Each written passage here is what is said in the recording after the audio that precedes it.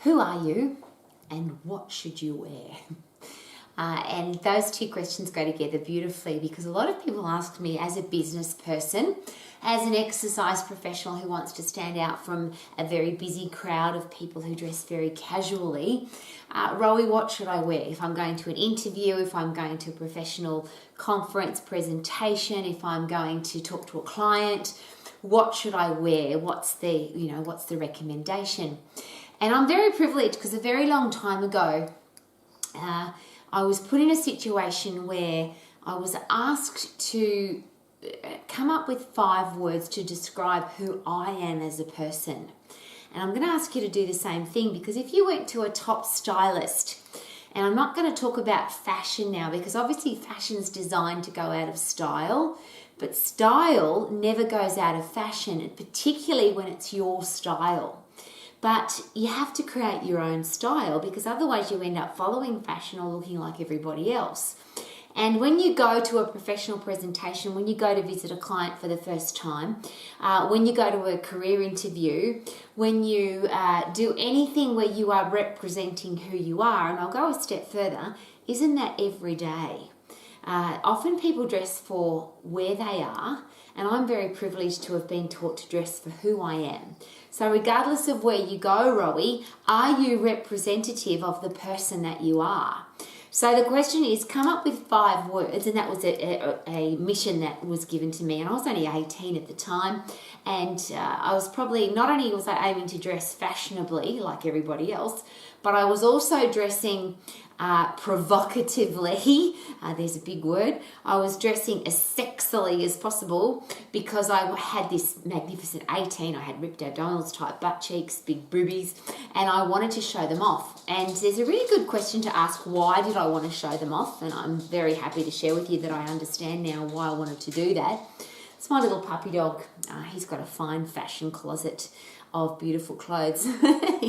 We've got lots of jackets and coats for him, but again, they're not fashionable for dogs. They're stylish clothes for my dog, which is a very cool thing. So we've taken this concept to apply it to my little puppy dog as well. It's got some very cool clothes. So the question is, who are you? And dress like that person. Not dress for the people that you want to impress. Don't dress for the situation that you're in. Don't dress because somebody told you have to dress a certain way because that's the dress code. The question is, who are you? And dress that way. Dress for who you are, not where you are. So the direction for that, the compass, and again, if you go to a great stylist, they're going to ask you this same question. Who are you? When you walk into a room, what's the message that you want people to know about you? And should that message be, this is who I am? So the way I dress represents the person that I am. So if you invest the time to take this experience on board, if you do this exercise, if you really give it some thought, for me, I didn't have to think too long because I had some words in my mind. I kind of knew from about 13 what kind of person I wanted to be, but I was still caught up in that I need to impress other people, and because I've got this magnificent body, I really want to show it off because I had such low self-esteem. And of course, self-esteem is your internal driver. It's the thing that can take you forward because you like who you are. You are proud of who you are. You respect who you are. And is it possible that it's difficult to respect who you are when you're trying to impress other people, when you're trying to dress a certain way to be part of a crowd or part of the fashion group? And in the exercise profession, particularly in the 80s, not a very nice fashion, I can assure you. It's pretty ugly when you look back on it. And there's another great question. Wouldn't it be great to look back over all the photos of you from 10, 20, 30, 40, 50 years ago? And for me, there's a lot of photos and 60 years of photos. And there's some of them I'm not very proud of because as I shared, my boobies were hanging out and my butt cheeks were hanging out and my ripped abdominals were hanging out. And it's not very professional. And that's one of my words, because when I was asked to do that exercise, which is pick 5 words to describe who you are and then be that person, which means you would then dress that way. So when people ask me the question, Rowie, what should I wear to a career interview, a job interview? What should I wear to make a professional presentation? What should I wear when I go to see my clients? I always ask that exact same question, Who are you? And should your clothing and every part of your presentation be representative of the person that you are? So, as I always share, my 5 words were tough and fair, positive, stylish, disciplined, and professional. Tough and fair, positive, stylish, disciplined, and professional. So now when I get dressed, whether it's for a casual go to the beach with the puppy dogs, go to the supermarket, go to a professional corporate presentation, it's a really easy decision, because when you get dressed, first of all, when you buy an article of clothing or you have clothing made or however it is that you put clothes into your life, why would you put anything into your life that doesn't make you look the way you want to represent yourself to the world? So I don't buy anything that isn't tough and fair, positive, stylish, disciplined, and professional. So there's nothing in my wardrobe that I don't. I'm happy to wear everything that's in my wardrobe because it's there for a reason. And that's a really nice place to be in. But why would you dress any other way? There's another great question that a stylist will ask you. Everything that you've got in your cupboard, does it make you feel like you are the person that you are? And if you've got clothes in your cupboard that don't make you feel, and I'll use my words, tough and fair, positive, stylish, disciplined, and professional, that's time for those clothes to be given to charity or given to somebody who would represent that particular article of clothing better than you do. So it makes for a very freeing experience, because you decide who you are and then you be that person in every area of your life. The next part of that, though, is when you leave your house and you're about to look in the mirror, we have to accept the fact that there is a judgment of the way we look. And that's in the defense of the people who judge us by the way we look. We judge other people by the way they look. When you meet somebody for the first time, you don't know who they are. You don't know whether they give $1 million to charity every year, or if they're a lovely person, or if they're a terrible person, or if they're a gossip, or they're a critical. We just don't know. We just judge them by the way they look. Here comes Broody, and he looks amazing, just letting you know. So how do we, to get our message across for who we are, is it important that our clothing would represent the kind of person that we are? So when you leave your house and you, if I want the world to think that I'm a tough and fair, positive, stylish, disciplined, and professional woman, then I have to look in my mirror and I have to ask myself that question: do I look like a tough and fair, positive, stylish, disciplined, and professional woman?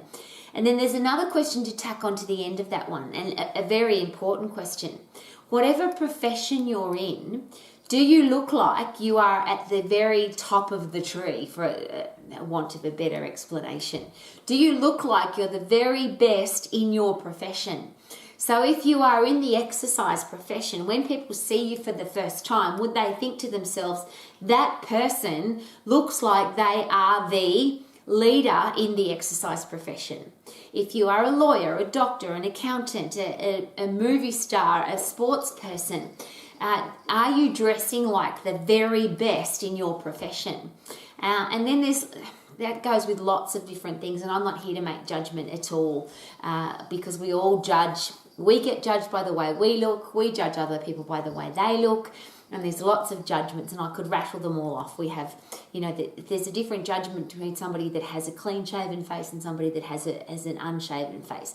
There's a difference between having bits and pieces on show and somebody that's got all their bits and pieces tucked away. So if you walk around like I used to, with my boobies out and my arms out and my ripped abdominals out and my tight butt cheeks in little tight shorts, I had to accept the consequences that people were not going to take me seriously, because that's not how a serious professional person dresses. Now, there are lots of people who dress like serious professionals and they don't have the backup behind it. And this is why this is such an important conversation. Who you are and the way you dress, are they the same thing? Who you are and the way you speak, who you are and the way you treat other people, are they all the same? And is it possible that if you put all of those together and you use the words that you want people to know you as, if you use them as a compass, if you use them as a driving force for everything that you do, I often share this, you can become a little bit lazy because you don't have to make decisions anymore. All you've got to do is ask yourself, is this what a tough and fair, positive, stylish, disciplined and professional person would do? Is this what they would say? Is this what they would wear? Is this the place that they would go? Is this the kind of car they would drive? Is this the way they would keep their house? And I often ask that question. If I call myself disciplined, somebody comes into my house at 3 o'clock in the afternoon and my bed's not made, or I've got dirty dishes in the sink, or the house is a mess, they're not going to think that a disciplined professional person lives in or works in my home. There's going to be a different reputation. Now, that's okay. There's no judgment there either. We just have to accept the consequences that if we dress a certain way, act a certain way, do a certain thing, that people will judge us by that. And if people can look into our life and see that the person that we have decided to be and the way we live our life is the same, is it possible that number one, it'll be a much easier way to live life, and number two, it's easier to get a great reputation. Whatever you want your reputation to be, shouldn't that be the way we act, the way we dress, the way we speak? So when asked the question, Rowie, what do I wear? What's in fashion at the moment? I always respond with, is it possible that fashion goes out of style, but style will never go out of fashion? And then what's your style? Who are you, Rowie?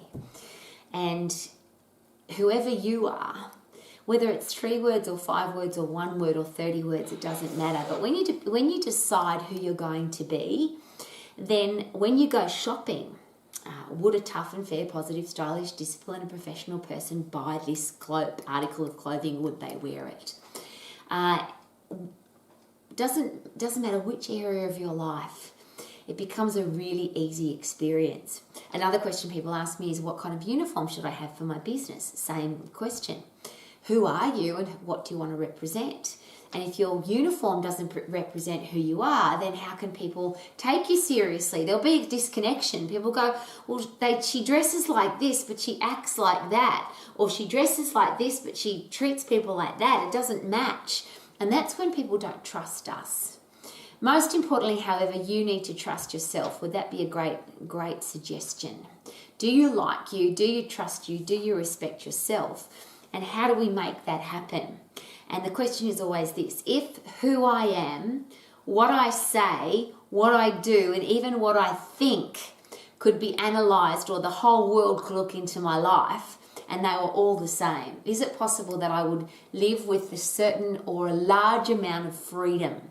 I wouldn't feel like I'm trying to impress that person one way and this person another way, and impress that person so that they want to like me and do something different, so that this person wants to employ me and do something differently, so this person wants to be in my life. This is who I am. This is how I dress. This is how I speak. This is how I treat other people. This is how I live my life. They're all the same. And then people know exactly what they're getting. And if they don't like you, that's okay, because guess who's going to like you? Is it possible that it's more important for you to like you and the whole world hate you than for the rest of the world to love you, but you don't like or respect yourself? So what to wear? How about a better question? Who are you? What do you stand for? What do you believe in? What are your core values? What would you die for? There's that big series of life questions. And then if you pick 3, 5, 10 words to describe who you are, dress that way. Everything you do would then be a representation of the person that you are. So whether it's the way you look after your car, the way you look after your house, the way you dress, the way you treat other people, the way you run your business, it's all the same. So you never have to ask anybody, what should I wear? Or you never have to, if there's an event and they say, well, the dress code is this. Obviously, you're going to be very respectful of a dress code, or don't go. If you're not going to be respectful of the way somebody else wants you to dress at their particular event, then don't go, because it obviously doesn't fit in with your core values. If you do go, dress as the person of who you are, not for where you're going. And then before you leave the house, remember, always ask that question. Do I look like a tough and fair, positive, stylish, disciplined and professional person? Do I look like that? And do I look like the person who's the very best at my particular profession? So if I'm at an event and somebody says to me, what is it that you do? And I say, I'm an exercise professional who specialises in helping mums to have happy, positive lives. Do I look like that person? If I'm a dad who specializes in helping other dads be strong, powerful, happy dads for their kids, do I look like that person? So who I am, what I do, the way I dress are all exactly the same. And for whatever profession I'm in, I look like I'm the best at what I do. So that wherever I go, I'm not only a great representation of who I am, but I'm a great representation of my profession as well. Every profession has people who are really crappy, people who are really average, and people who are really good, and there's excellence. And if you want to be a representation of excellence, is it possible that we have to dress that way, speak that way, act that way, and then we will be the person that deserves respect because we respect ourselves. And even better, if the rest of the world doesn't like us or the rest of the world doesn't respect us, it doesn't matter because we do.